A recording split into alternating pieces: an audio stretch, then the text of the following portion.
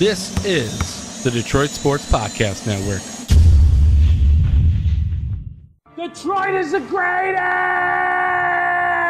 Straight up light you on fire for a Coney dog right now.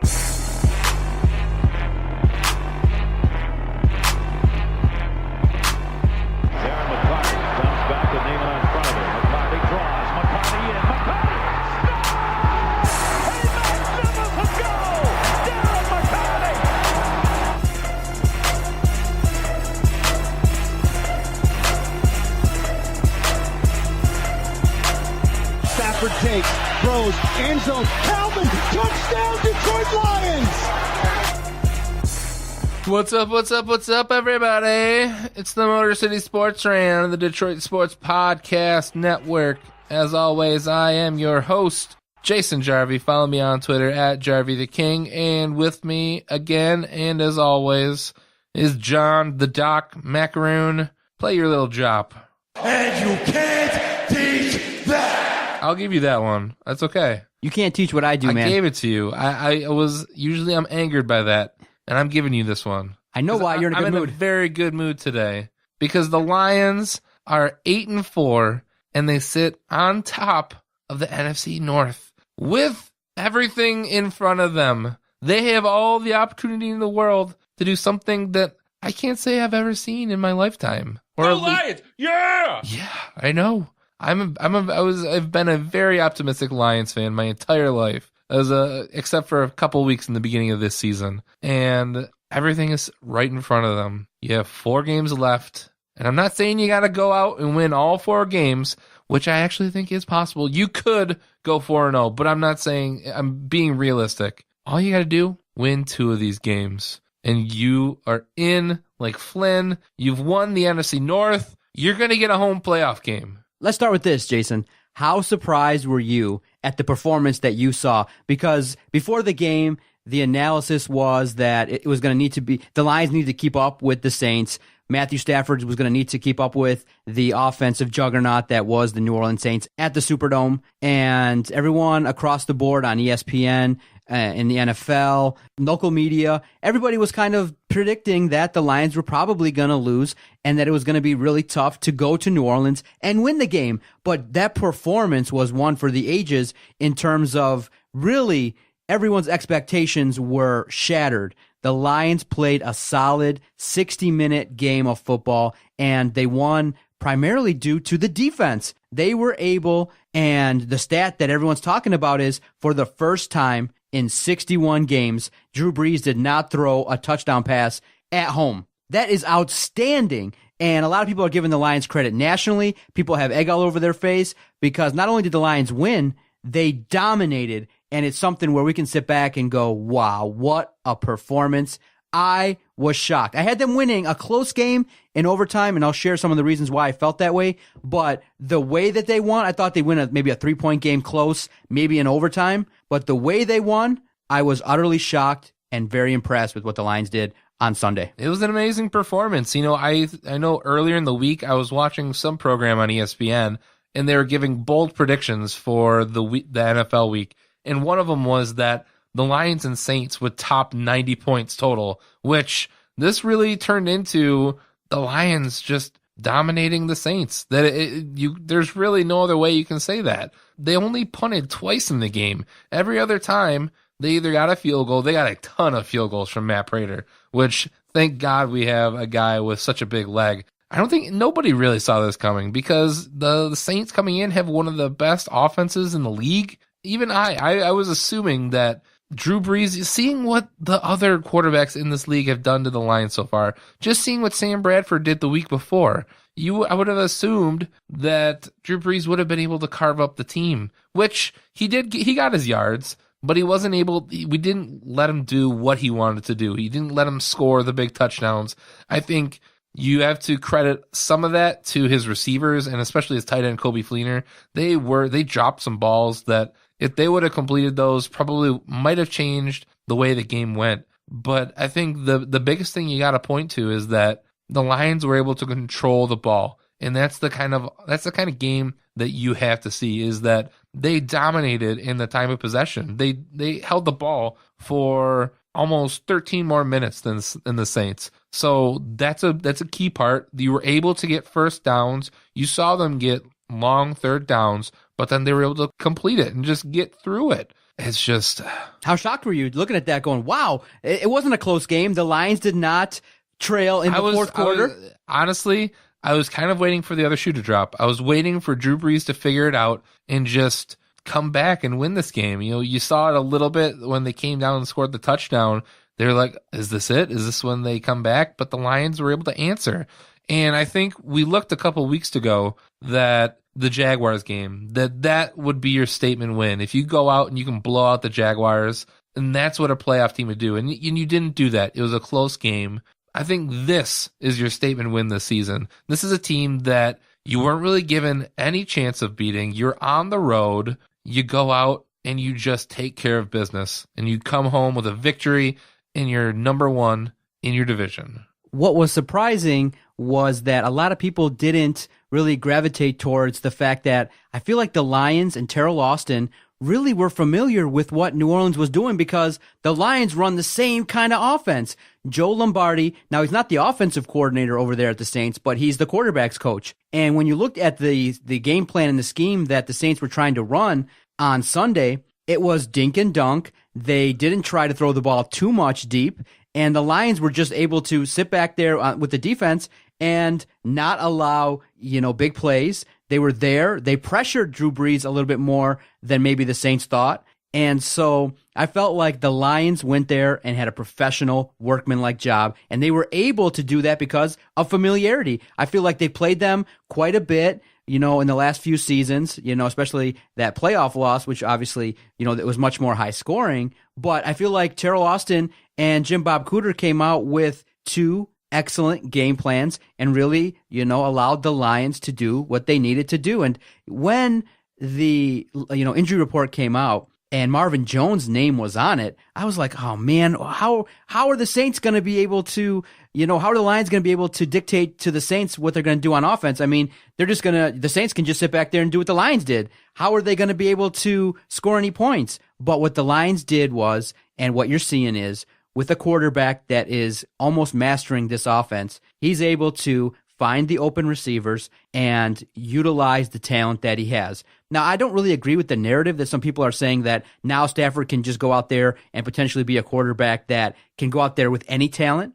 Golden Tate and Andre Roberts were doing some things. Now, Andre Roberts is not like top, 25 caliber wide receiver, but he's serviceable. He's fit right into this offense. Golden Tate has been a shining star and a leader. And so you can't discount Anquan Bolden or even the call up from the practice squad, TJ Jones, who he was rumored to be a big part of this offense until Anquan Bolden got here. And now he gets a chance, comes out, makes a couple of big plays. The Lions offense is purring like a kitten and is led by a quarterback that's really trying his absolute best to really, earn that number one title of being the highest paid player in the NFL. And he's doing some great things. He's making great throws.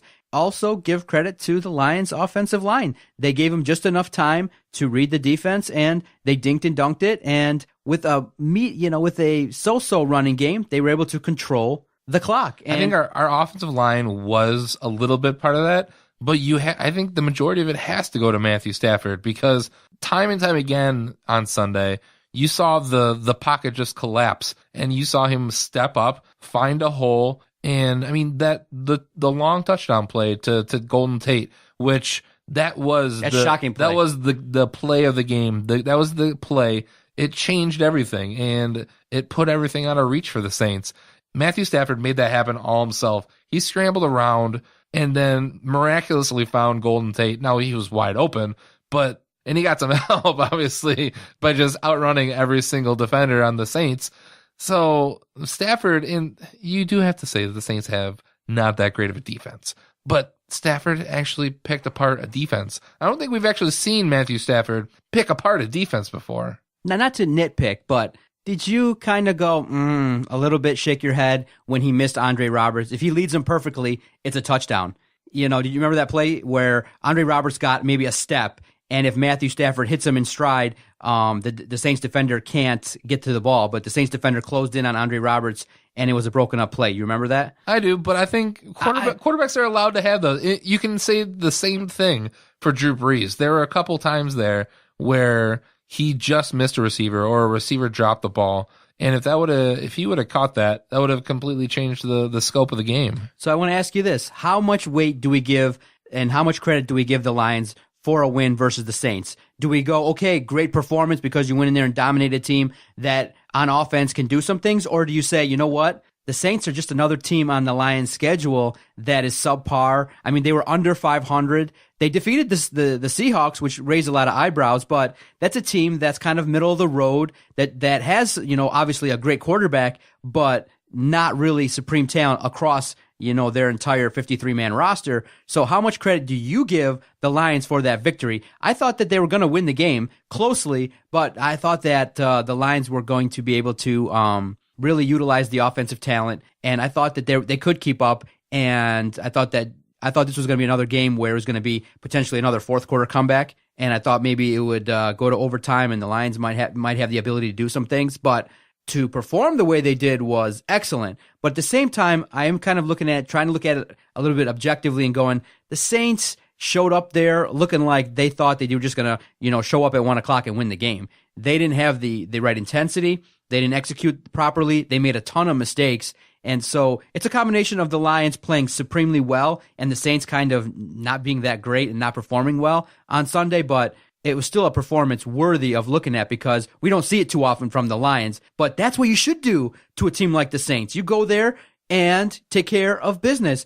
And so that's why I think a lot of people are shocked in that, the entire country thought they were going to lose. But I thought that, they had an opportunity to do some things against that Saints defense. So I'm not as excited as I'm kind of sensing everyone in town is. I think you celebrate the victory, but good win, yeah. The fans need to have the same mentality as the team, that it's one game at a time. As the doc told everybody at the start of the year. And that's really how you should proceed, because they could change the entire perception could change this Sunday if they go out at home. It's not happening against the Bears and they blow it, because then you have no idea. This is they're not losing to the Bears. Give me a break. No Alshon Jeffrey. They should.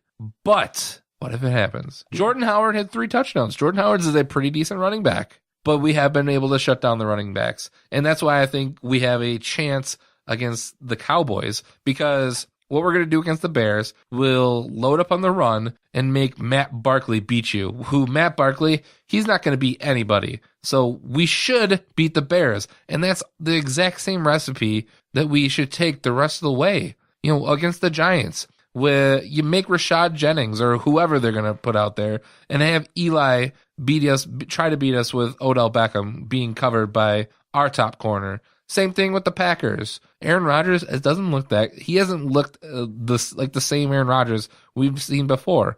And then going again to the Cowboys, the number 1 team in the NFL. Ezekiel Elliott is a freak running back. If you can load up the box and stop him, though, I don't think Dak Prescott can win that football game for the Cowboys. So that's why I think there really is a realistic chance for the Lions to go 4-0 in these last 4 games. And I'm not saying that, though. I just think it can happen. I go more on the middle ground. I think it'll probably end up being 2-2, because it's hard to keep a winning streak alive, and you're going up against really good teams on the road. Yeah, so how much credit do you give? You think it's a worthy performance, going wow and give them all the praise? Or do you go, you know what? This is what they should be doing. How much praise do the Lions deserve for beating the Saints? I give them the praise because we haven't seen this out of our team. We've always seen this season has been that they're a fourth quarter team and that they need to come back to win this game. And this is the first time and really a statement win that you, from beginning to finish, you were able to just close out this game and to close out a team who has a really good offense. I'm one of those people that looks at the Lions and go, okay, a lot of people still message me. I was kind of surprised on our Twitter page. People were still like, I still will doubt the Lions. I still feel like they might go 0-4. That they could slip. That Green Bay and Minnesota, both sitting at 6-6, can still come back and win the division. I was really surprised that we still got quite a bit roughly 50% of people are still skeptical of this team. If you were just expecting the Lions to beat the Saints, then you've raised your expectations way too high. You really shouldn't have, at this point in the season, you should have zero expectations. Because they could very realistically, as very realistically that they can go 4-0, it's very realistic that they could also go 0-4. And it would be same old Lions. I don't want to say it. I don't think it's going to happen. But if they lose against the Bears, maybe that starts a tumble where then now you lose to the Giants, and then you lose to the Cowboys, who are the best team in the NFL, and then finish out the season with your old nemesis, and Aaron Rodgers is able to carve out the Lions, and you now are looking at 8-8 and probably not in the playoffs. Oh, man. Yeah, that's why this game against Chicago, like every week, is very important. But I do believe they have a strong opportunity to finish the season strong. And you still got to, the best part is you're going to need Green Bay and Minnesota to catch you. Now, the thing that you can look to objectively is the Green Bay schedule is a little bit easier in the next coming weeks than the Lions, because the Lions got to play, after the Bears, they got to play the Giants on the road and then Dallas on the road before the season finale. So you're still going to have to play well. You did something that was unbelievable in going 4-0 in the third quarter of the season, but you're going to have to get a couple more wins. And so we put on our Twitter page at Detroit Podcast, how many games do you feel like the Lions are going to win in the next 4? And it's about 50% right now. Most people, half the people believe they're going to win 3 games, and the other half think it's going to go 2-2. And so right now, 2-2 is slightly pulling ahead as more votes come in. But what do you think? Do you think that we're looking at a potential collapse for the Lions? Or are you willing now to get a little bit more excited, stay on the bandwagon longer, and go, you know what? This could be a team playing in an NFC that's not super strong, with maybe 1 or 2 teams that are quote unquote solid and, name teams. This could be a dream season where maybe all the stars align. Matthew Stafford's playing great. Maybe you get 1 or 2 more guys back that produce. Maybe Marvin Jones comes back and is, performs differently in the final quarter of the season. Maybe DeAndre Levy plays 1 game this year and does. Nope, Never. But do you think the stars could be aligning, that this is a team that could make a long playoff run? Or what's more likely, a long playoff run or an epic same old Lions collapse? I think likely. When you say it like that, I think it's more likely for a long playoff run. I'm not gonna say that they're gonna have an epic collapse, because it would literally have to be epic collapse. They'd have to go 0-4 to really be completely out of this, and I just don't see that. I would say I lean more towards the optimistic side of 2-2. I think they're probably closer to 3-1 than they are to 1-3 in these last 4 games, because as you saw with the Saints, I think they can stay in this with anybody. It's going to be really tight at the end of the season, and you need to start out just with this week. You need to, if you get this win against the Bears, then the rest of the season is going to come down to that last game against Green Bay. Because if you can beat the Bears, you go to 9-4, then you make the Packers they need to win out then at that point if they're going to catch you. So, and with the way that works, so if you win the Bears, lose the next 2, you're 9-6. And the Packers would then have to beat the Seahawks, the Bears, and the Vikings, which Bears and Vikings, I think that's definitely easy for them. That'll put them to 8 wins. But if they lose to the Seahawks, they're looking at 8-7 at that point. So then either way you cut it, whether they win out or if they only lose to the Seahawks, it's going to come down to that last week, because the Lions would be 9-6 with the possibility to go to 10-6, or you have the Packers at 8-7 with, if they get a win, they go to 9-7, Lions go to 9-7. And I'm assuming they'd win because they have the tiebreaker over the Lions. Some people are making the argument, Jason, that you got to remember, just 2 short seasons ago, the Lions under Caldwell were 11-5, and they had a postseason game versus the Dallas Cowboys, and it didn't turn out too good. It could be one of those situations where you could be 10-6 and not be in the postseason, and you could be in a situation where, I don't believe 2 teams from the NFC North are going to make it. So that game, if it kind of shakes out potentially how it could look, that game January 1st, 2017 versus Green Bay could be for the division. If you take care of business, it's a non-issue. All you got to do, win. if you win against the Bears and then you win one of those two games, either against the Cowboys or against the Giants, you're going to be in the playoffs. Oh, baby. I'm getting excited. One game at a time. They're playing well. And what's nice is you're seeing a team get better. And what you're seeing is we're not used to seeing when a Marvin Jones goes out or when a DeAndre Levy is, continuing to be on the injury report week after week. We're not used to seeing the Lions actually that come in play okay. TJ Jones wasn't a total disaster. The defense was solid without DeAndre Levy and without Tahir Whitehead. We're getting big play out of no-name guys or guys that we just picked up this season. Tavon Wilson with a key interception in garbage time as time is running out. Miles Killebrew gets his first interception of his NFL career. So we're getting the play. We're getting the timely plays that we haven't seen in years past. In years past, you are basically just hoping that they can hold on to a win. But in this season, you're actually seeing our team making plays and making key plays that change the outcomes of games. And Jim Caldwell hasn't made a blunder per se since the Houston game, and he might be a guy that's really working hard in line for an extension alongside of Matthew Stafford. So it's one of those things where enjoy the ride. They're playing well. They're 8-4.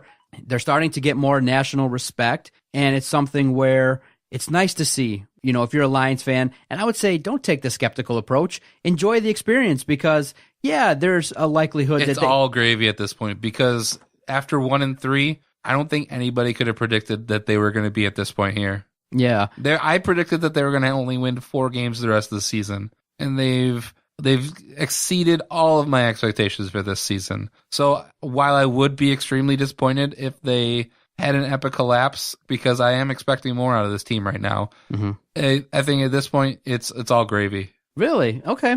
Understanding that it's not too easy to get to Ford Field, but if the prices are reasonable, let's say, higher up, nosebleeds around the area, $40 to $70. You try to get into a Ford Field playoff game? Totally. If I could and I had the money, I would totally do that. You never know when you're gonna get that. And I think again, when it comes to expecting more out of your team, I think you could hope to expect that they'd be back here, but with the history of this team, you never know when there's going to be the next home playoff game. I would love a matchup versus Washington at home. I think the place will be rocking. I think that it'd be an opportunity for the fans of Detroit to really, scream and get to the level where I was in attendance that Monday night game versus Chicago. And oh my gosh, I've never been to a football game that was that loud. It was literally like, the fans were just waiting for anything to cheer about, and the Lions performed outstanding, and they really rattled the Chicago Bears. They were totally discombobulated on offense, and the Lions were able to unbelievably perform in front of their fans. And I think it could get to that level again where, a team that comes into Ford Field is going to have a hard time. And oh my goodness, could you believe the Lions being one game away from, if they earn a bye, one game away from the Super Bowl if they get a win? Yeah, no doubt that any home playoff game for the Lions, that stadium is just going to be insane. Unless, of course, they go down by like 4 touchdowns really early.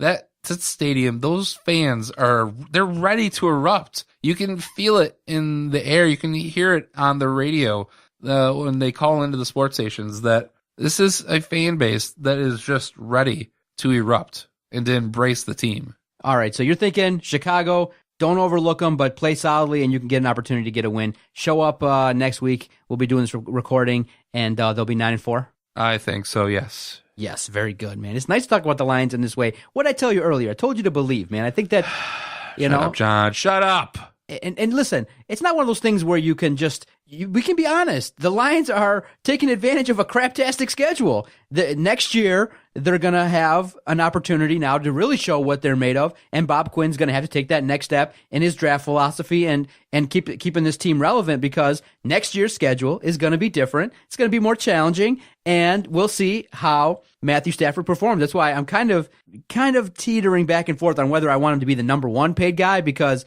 I wish they would just allow him to play out his contract, because he's going to push the issue. And this is like perfect leverage situation for Stafford. A craptastic schedule, and it's not that difficult. Perform. You got neutered, and he's not throwing the ball all over the place. His completion percentage is super high. Everyone loves him. He's getting hugs from the owner. This is like a perfect all-stars aligned scenario. You know what, John? You're getting way too ahead of yourself. Let's finish this season. Let's see what we can do this season before we get into the offseason talk. We aren't eliminated from the playoffs yet. It's not time for draft talk. It's not time for extension Matthew talk. Stafford extension talk. It's time to talk about the Bears and if we can possibly be looking at a home playoff game. Oh boy, it's going to be a nice crowd. Ford Field Sunday. Can't wait to check it out. My goodness. And wish me luck. There might be an opportunity for the DSP network to do some things in this game. So let's just put positive vibes. If you downloaded this, put out some positive vibes for DSP because what would you say? We got our hand in the mix in a lot of things. A lot of things could be coming positively down the line for the Detroit Sports Podcast Network. So if you're listening, if you've downloaded, just say an extra nice positive thought for us, and hopefully we can do some things that are on our agenda. And I think it might happen. We'll see. Before we talk a little bit more about crying Michigan fans and how they're not in the college football playoff, we're going to take a quick break. You're listening to the Motor City Sports Rant on the Detroit Sports Podcast Network.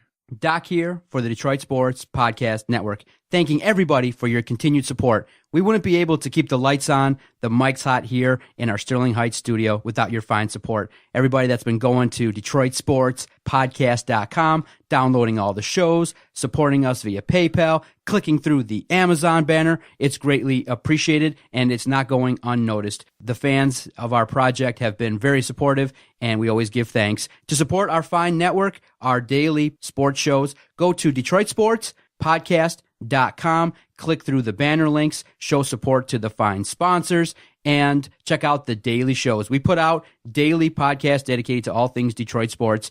Great insight, uncensored, unfiltered, dedicated to Detroit sports.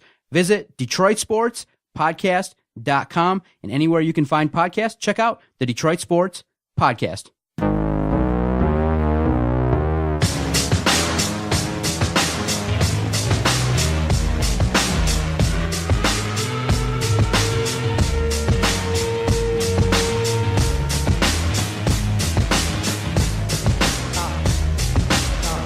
We don't believe you, cause we the people are still here in the rear, yo, we don't need you.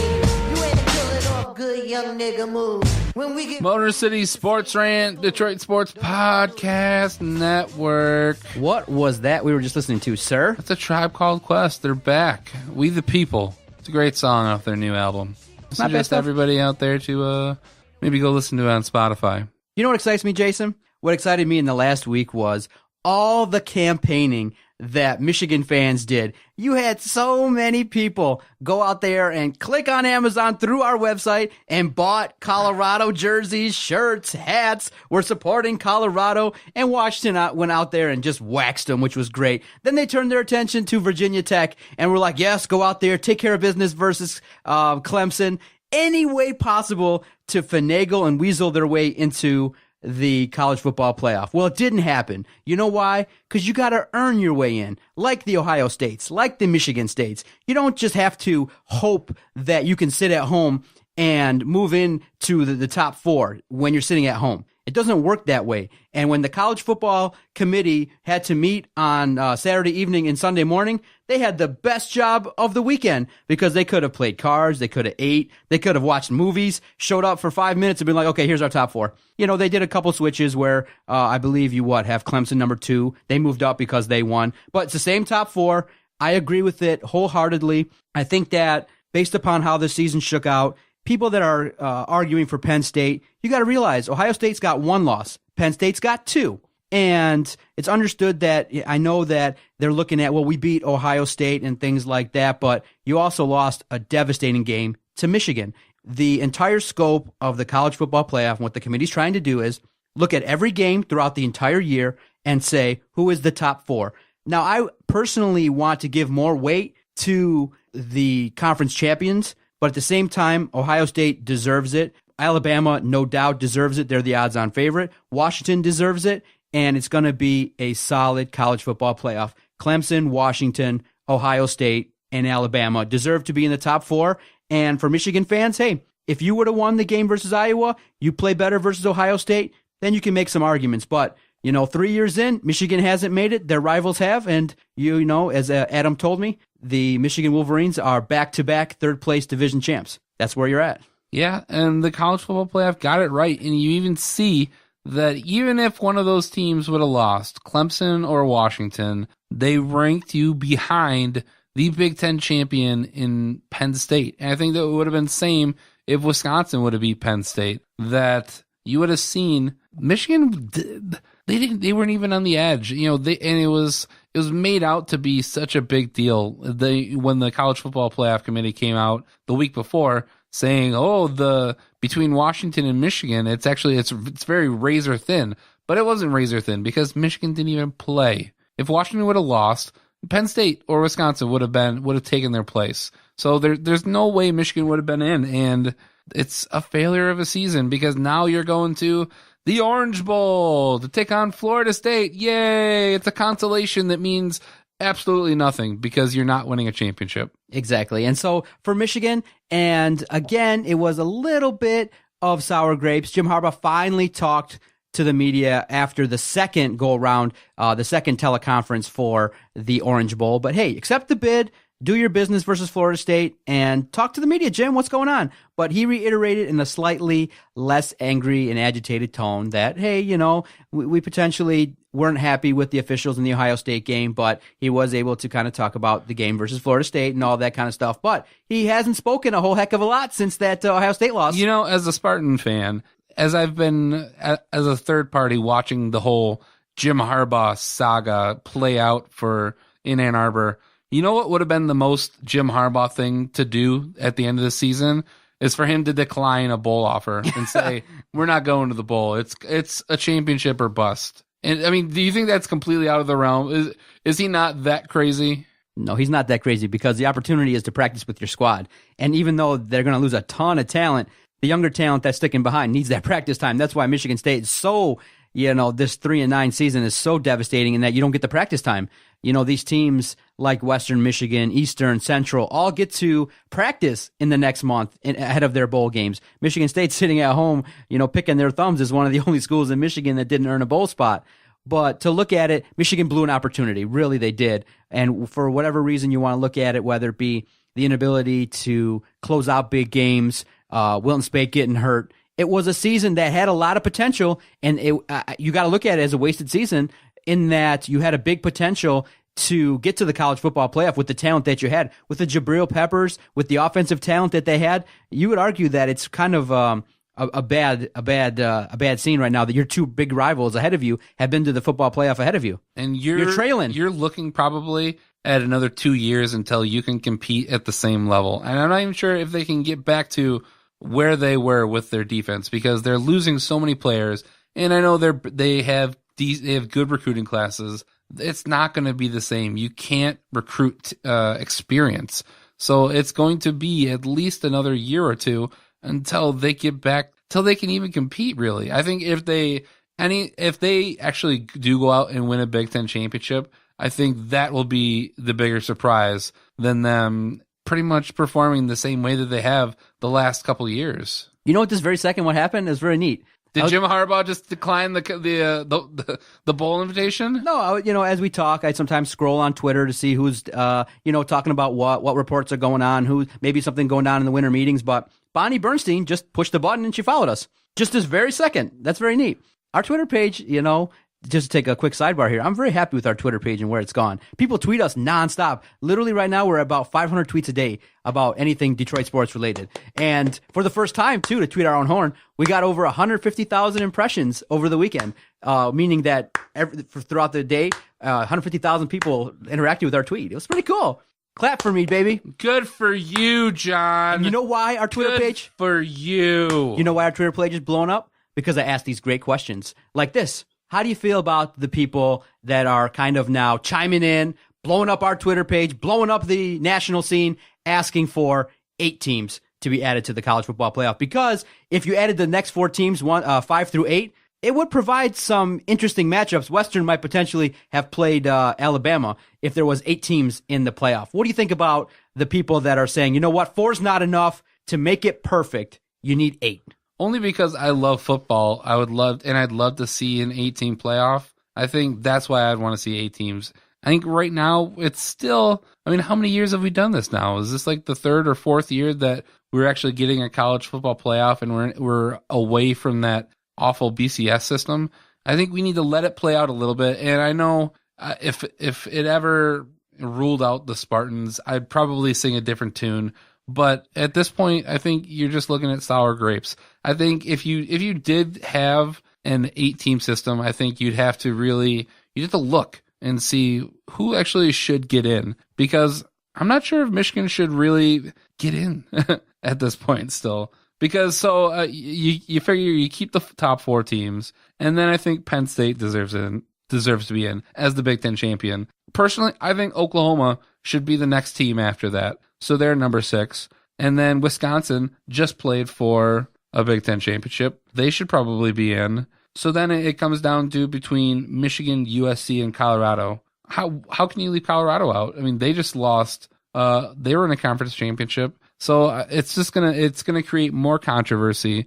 And unless they came up with a perfect system where they need better selection choices. And I think it would be cool to see a team like Western take on Alabama, even though they probably get, rain out of town. See, I'm more of a simpleton in that I would kind of, like I said, I really have strong values for winning a conference title. So what I'm hoping kind of evolves, and it's been talked about. I'm not exactly sure how far away it is from logistically happening, but I would like 4 16-team conferences, and the winners get in. That's it. 4 16-team conferences. Every conference title game is meaningful. You would get huge ratings, and you don't need a committee.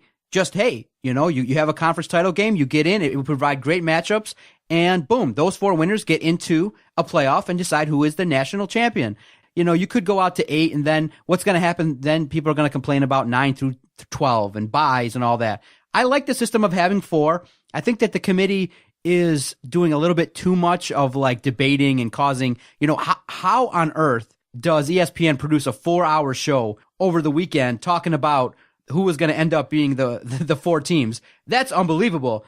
Trying to maybe cast doubt on Washington or Clemson. But seriously, everyone knew what was going to happen. If Washington or Clemson won, no matter if they won 9-6 or 100-6, they were in. So they're just trying to create debate and create television. And I get all that. But for me, I didn't watch any of it. I just watched the games. I was very entertained by just seeing, what was going to happen in these conference games and to see the back and forth a little bit. Colorado was snake bitten with their quarterback getting hurt again, and each time that he's been injured, they've lost the game. But it's one of those things where I enjoyed the weekend. I enjoyed the lead up to it. I just don't need all the debate. I don't need all the Michigan politicking and the fans going, "We deserve a spot to be in it." No, you didn't. If you remove your fandom and you go and you say, "Okay, what was Michigan's avenue to get into the playoff?" Beat Ohio State. That's all you had to do. State did it with a backup. I mean, that's what ESPN is, though. That's all they are is, producing content that we really don't need. Look at the lead up to the college tournament selection. How long does that take? It's a 2-hour show to say 64 names. It doesn't really make a whole lot of sense. College game day, as I enjoy watching it, but it is completely unnecessary. You don't need 4 hours of lead up to a game. It's a hype machine, and it's all about money, man. And to put a quick bow on Michigan State's season, do you think Michigan State at least gets to 8-9 wins next year, or are we looking at potentially 2 years in a row with no bowl game? Not being in a bowl hurts State a lot, man. It really does. I think they'll make a bowl game next year, but I'm not as quick to say that they're going to be an 8-9 win team. I would love to see them there, but I just don't know what they're going to have. I think we're really going to have to wait until... If nobody gets fired, because the season's ended, and I don't see any rumblings of names being... I think they even came out and said that there isn't going to be any changes. No changes. How demoralizing? Disturbing. Yeah, how demoralizing is that? No changes. I don't know. Maybe we have it completely wrong. Maybe it really is just that one season that was just a lame duck season, and they're going to come back and they're going to run it the way that they have, and it's all going to work again. But it Goddamn D'Antonio! Yeah. D'Antonio! you! Fuck you! Jesus! Cut the cord, man. Fire the guys. And see the passion that Jarvie, us Spartan fans cannot believe you go 3-9 and don't make any changes. That's shocking.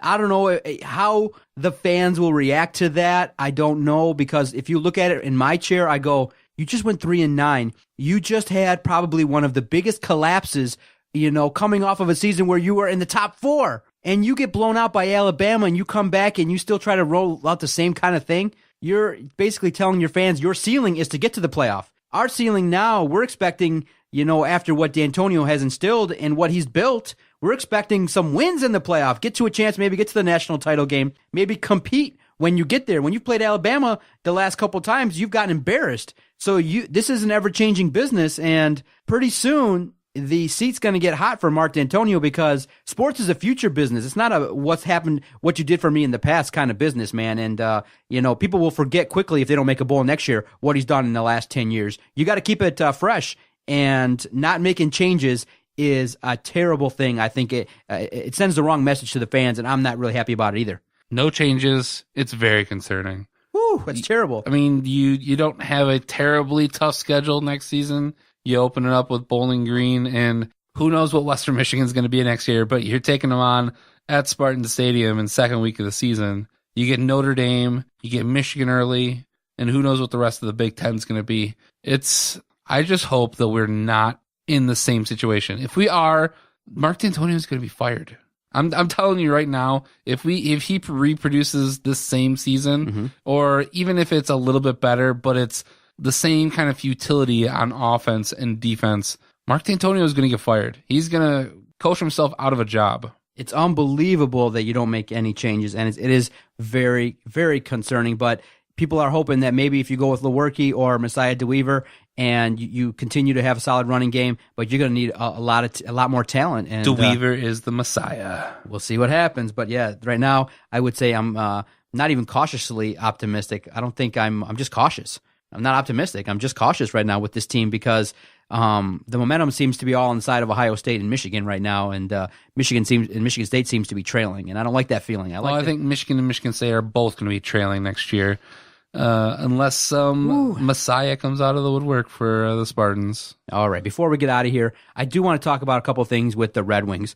I know you're a hockey fan. You're a big supporter of the Detroit Red Wings. I know you're watching, and I just get a sense when you watch what's going on, you get a sense that the trust that the fans have that the Red Wings are doing what they need to do to put the best team on the ice is not really there. Because I'm going to point to one player, okay? You got one player that you've sent down to the minors, and you kind of limited his growth and potential, and his name is Anthony Mantha, okay? You bring him up, okay? And what do you start seeing happening? The improved play on 5-on-5. You got Zetterberg now on a line with Tatar, Mantha, and Zetterberg. It's unbelievable. Zetterberg's been, in the last week, resurgent, putting pucks in the net. Anthony Mantha brings size. He brings a lot to the table. And yes, of course, there is no perfect player, and he has to work on some things in terms of consistently playing defense, getting back his responsibilities and things like that. But with a guy like that on the ice, the Wings are better.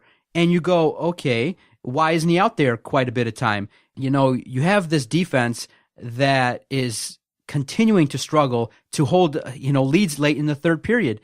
And you look at that and you go, oh boy, this is going to be really tough, in terms of getting points each and every night if you don't have a solid defense that's going to consistently, night in, night out, perform. And you look at the team and you go, if you're going to need Mrazek and a young goaltender in Corot to come up there and try to win you games, you're going to need more. You need more. And so I'm left wondering and doubting the Red Wings sitting here today going, are they really putting the right pieces out there? And then what was shocking to me was, I believe it was on Sunday. I looked at the lineup sheet, and who's on the fourth line? Dylan Larkin. I'm looking at that, I'm going, why on earth is Dylan Larkin on the fourth line? Is he getting punished for something? Is he, obviously the Wings preach defense, and a lot of times the forwards are making mistakes, and I see that. But why on earth is Dylan Larkin on your fourth line? And so you go, what on earth are you doing? You play Pittsburgh strong, very strong for 2 periods, and then you totally collapse in the third period, and you look like you didn't have a clue how to clear your zone, how to win the game. It was shocking, and you blow another lead versus the Islanders, but you're able to get the goal. So with the Wings sitting right now, they're around 500. They're up and down. They're not consistent. I just feel like I can't fully trust and invest in this team because I don't think they're making the right moves. I think if they were to commit to some youthful talent, they could be further ahead with some more wins. For the longest time, you've always heard SOL, as same old Lions. And I think there really should be now SOR. It's the same old Red Wings. And, there's no Datsuk, but I feel like we're almost the exact same team. We knew what we had to improve over the offseason, and we did absolutely nothing. I mean, Vanek and Nielsen are nice pieces, but they're not putting the puck in the net. And I just don't understand why they aren't just blowing it up and rebuilding. I don't want to believe that the playoff streak means that much to this team, but I'm really starting to get swayed to that side, that this team is really, the way Holland is constructed this team, they're only playing to continue that streak and to get into the playoffs. Because if you were truly a team who wanted to improve, you would be out there making moves, you'd be dealing guys. You would have a much worse team, but instead we're stuck with a middle of the road team. And it's definitely frustrating as a person who loves hockey and loves to rally around a team like the Red Wings when they're actually playing good. It's so disheartening to see that they just continuously cut their own legs from under themselves. And they're getting bit by the injury bug. Every couple of games, a key piece is gone, and you got Abdelkader gone. Yeah, it's just Jimmy Howard's down. It's just a situation when you look at the Red Wings, you just go, man, they're getting injury. They're getting plagued by the injury bug, and things just aren't going the way that we're all hoping. But it's just unfortunate because you do see the talent there. It's just right now you need to see a little bit more from a lot of players. They're not scoring that much. The scoring consistently has been an issue. The power play is inconsistent, but they were able to get some points in the last couple weeks. But against better teams, you're seeing kind of the talent gap. And I guess I just have to ask you are you in favor of a bottom out in terms of the Wings? I am. I think, and I'm not sure if we necessarily needed to be a bottom out. What I think we need to do is we need to miss the playoffs. That's all you need to do, because I think you need to miss one, and then at that point, if they don't make a change at that point, then they're just dumb. But I think that's what it'll take, is getting to that point where you're actually finally not in the playoffs, and now then the rebuild can really start. That's how you do it. I mean, all these teams that you see that are having some success. Look at the Blackhawks. That's exactly what the Blackhawks did. The Blackhawks sucked. And then they got Patrick Kane, and then they got Jonathan Toews. And now you see what they've done. How many Stanley Cups? 3? In the last 5 years? It's ridiculous. Come on. Yeah. Lions, exactly. Come on. Red Wings, Lions, Red Wings, Pistons. All a little bit kind of around mediocre, except for the Lions. So and the Pistons, maybe. Can you believe that as we record back. This podcast, the Lions are the team that is kind of in the driver's seat in terms of gaining the fans' hearts with the most hope of playoff success? Lions, the Detroit Lions. Pistons. I think the Pistons, they're sitting at 500. Reggie Jackson is back and healthy. I think that loss to Orlando. That loss to Orlando wasn't very good. It's fine. They went out on the road and what? I think they went 3-1. I think Reggie Jackson, it's going to take a couple games for him to get back, and then we're going to be on a roll. Can't wait to talk more about the Pistons. Yeah, we'll see how they do with Reggie Jackson coming back, but I thought it was kind of interesting that he came in and started right away when Ish Smith was, leading the team, and a lot of people thought that tough road swing was going to hurt them, and they went out there and dominated some good teams, and they destroyed Atlanta. I know, the backcourt really saved him on that road trip.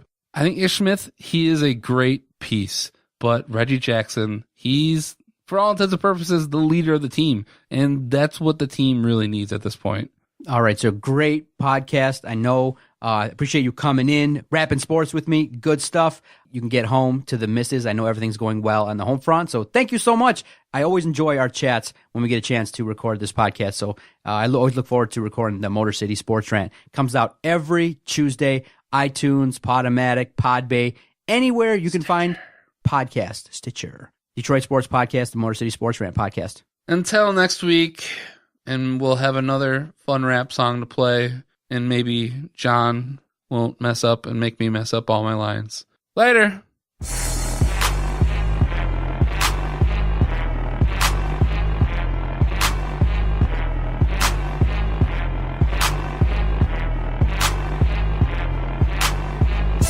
Okay, nice idiot. F you. Bye-bye.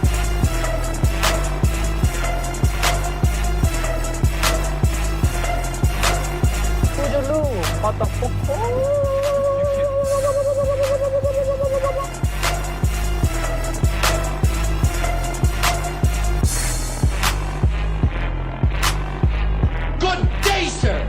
I said good day.